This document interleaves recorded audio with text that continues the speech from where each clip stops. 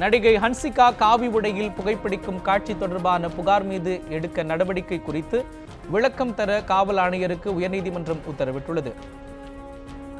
UR Jameel இயக்கத்தில் நடிகை ஹன்சிகா நடிக்கும் மகா படத்தின் போஸ்டர் வெளியாகியது. இதில் காசி நகரின் பின்னணியில் காவி உடையில் காணப்படும் ஹன்சிகா புகைப்பிடிப்பது போன்ற காட்சி இடம்பெற்றது. இந்த போஸ்டர் இந்து மத உணர்வுகளையும் பெண் துறவிகளையும் கொச்சைப்படுத்தும் வகையில் இருப்பதாக கூறி சென்னை மாநகர காவல் ஆணையரிடம் இந்து மக்கள் முன்னணி அமைப்பாளர் விஜய் நாராயணன் புகார் அளித்திருந்தார்.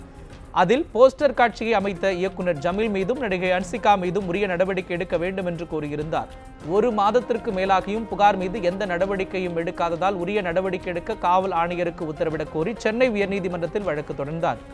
இந்த வழக்கை விசாரித்த நீதிபதி இளந்திரையன் புகாரின் மீது எடுக்கப்பட்ட நடவடிக்கை குறித்து 2 வாரத்தில் பதிலளிக்க சென்னை மாநகர காவல் ஆணையருக்கு உத்தரவிட்டார்.